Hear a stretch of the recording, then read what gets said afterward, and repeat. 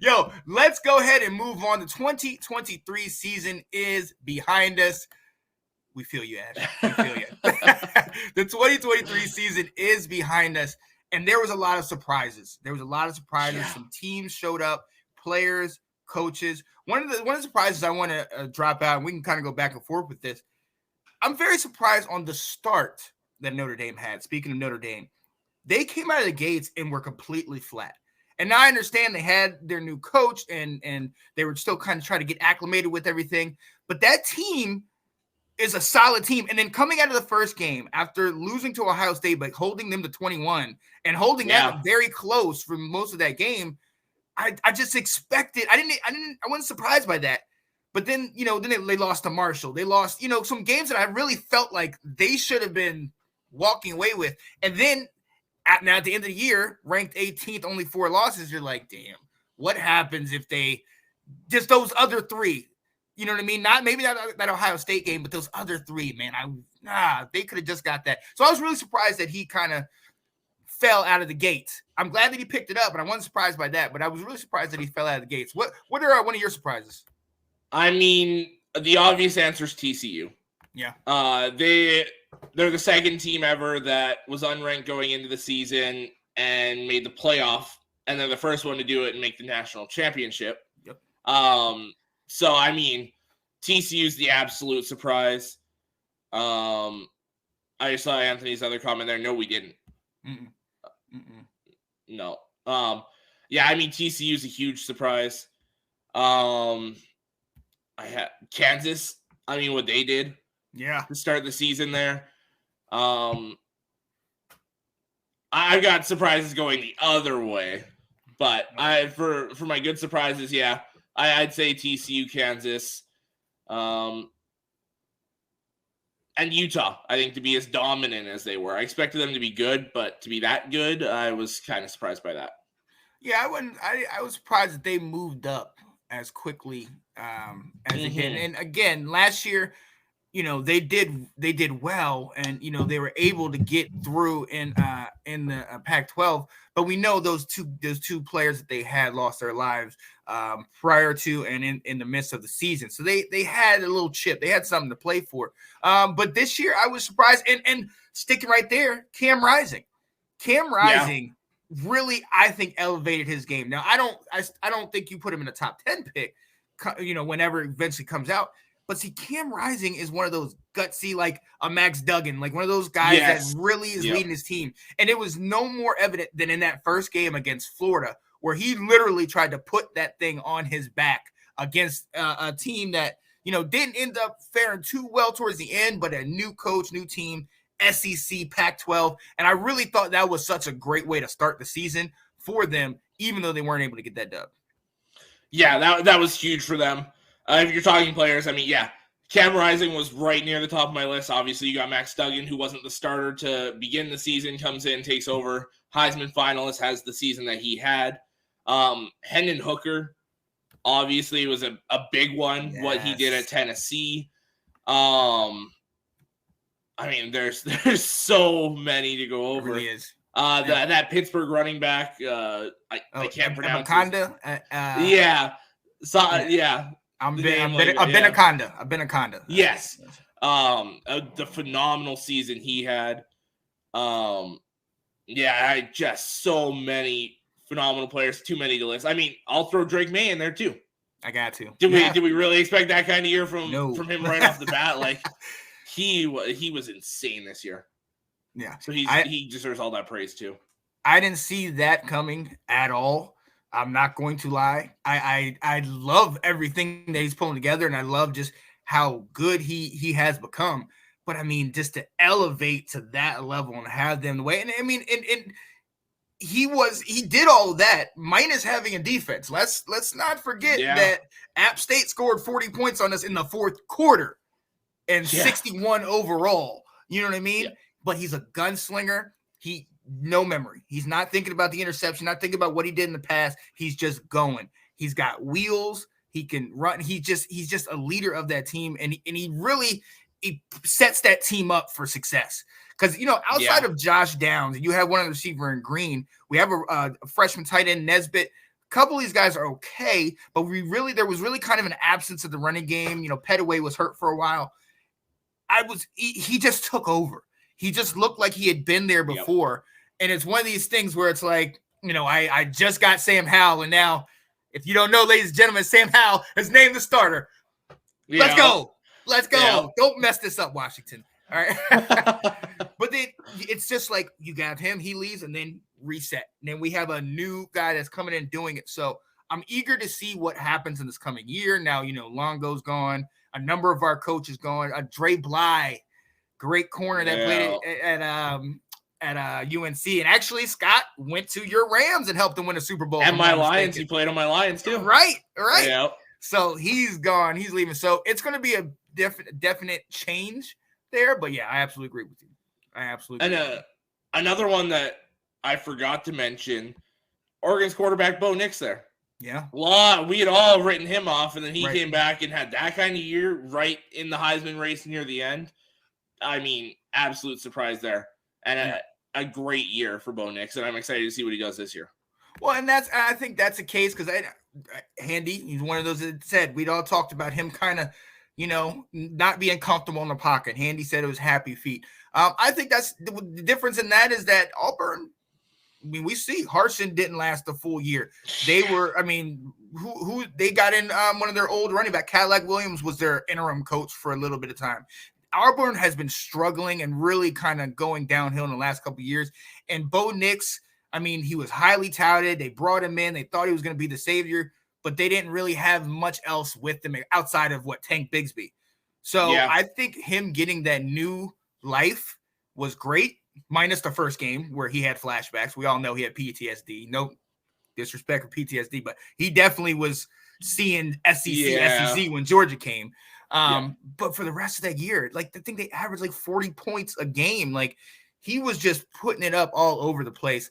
And I like that. That bodes well for him. He's coming back.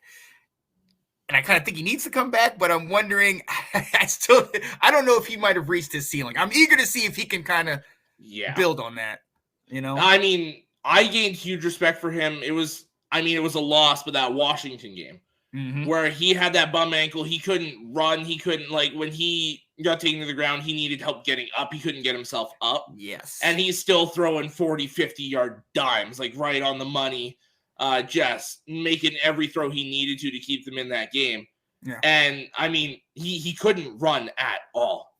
So he gained a ton of respect from me in that game. Absolutely. I'm gonna say it's super impressive to see y'all rattle off these names in college and NFL. I'm overloaded by NFL alone. Yeah. Once you start getting to the fact that everybody from one is eventually gonna go to the other, and then it's just recycled. It's recycled. It's like people I've talked about for 3 years over here. Oh, now he plays at this team, so I can talk about him over here. Yeah. We'll get you there, Ash. We'll get you there. Oh, yeah. Absolutely. Definitely have some comments in here. Hey, will Alabama come back to greatness? Yes. Obviously, I think it's easy to say they will, but along the line of surprises, yes, it did surprise me. You and I both said they're going to come in here guns a-blazing and just destroy everybody. And they didn't look that way. And it started off with that Texas game. When they went to Texas and almost lost a backup quarterback, and who Hudson Card had a great game, but still you knew that there was cracks in the armor, and you're like, oh, wait a minute. And then losing to Tennessee, then LSU, and you're like, what is going on? Now, that was last year, and this is this year. So we've seen Saban is ready to go. We thought that last year. So Alex, talk to me, because I think it's safe to say you think they will return to greatness. But does that mean win the national championship next year? Because neither of us have them in our Final Four. So no, I don't. I think we got to talk relative greatness. I don't think you're going to get the Alabama greatness that they expect. You're not getting a national title next year. I don't think you're getting playoffs either. There's not enough around Jalen Milroe, who's the new starting quarterback, right? To come in and win, essentially go 15-0, which is what it seems like you're going to have to do to be a national champion nowadays. I think you'll still win 9, 10, maybe 11 games, which is greatness for 99% of the college football programs. Right. But that Alabama greatness of expecting championships every year, you're not there yet. It's a couple more years, I think. Yeah. And I think this is solid. Talking about, is Nick willing to implement some new thought process, new schemes, is he able to continue to move with the trends? You've seen coaches that are rendered obsolete because they stick with their ways. They don't change up. So if Saban is able to do that, I definitely think that. As far as reload, I do think they reloaded it in every other position except for wide receiver. Alabama has been known for wide receiver over the last 10, 15, 20 years with, names Julio, Calvin Ridley, you know what I mean? Like Waddle, a lot of big names coming out of there. But this is the first year in at least recent memory that I can remember that they did not have any threats, in my opinion, at wide receiver. Yeah. Like, I can't name a guy. I can go give you Mechie. I can go give you Williams for last year. I can go give you names in the last couple years. Devonta Smith. Judy, Waddle, Judy, right. Ruggs, like just all of them. Well, sorry, Ruggs. Yeah. Well, yeah. But all of them, like, it's crazy. And this year it was really like, y'all are. Yeah, who are these guys? Yeah, like y'all are bad. And the fact that Bryce Young still got up as high as he got in the Heisman contention and everything, with really no wide receivers, it was a different year for Alabama, but. Going to the question, can you return to greatness? Yes, I think they can definitely do that. It's Saban. He can get them back. Oh yeah, and they are definitely Alabama fans are salty, right? Well, I mean, obviously they're expected to be here, and then they're not. That's And what makes it worse is their old DC is the one that's up here now. Right. So, and I think that's the biggest problem that Alabama fans have is that. Kind of like the Belichick and his coaches, they can never seem to beat Belichick. Up until last year, or up until 2 years ago, when Texas A&M, when he beat them, no coach from Alabama that had left, Alabama, gone to another team, had been able to beat Saban.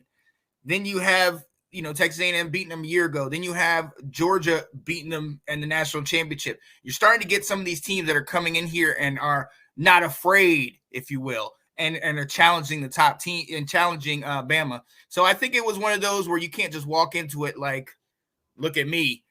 People are like, yeah, you're normal. Let's go. Yeah. So.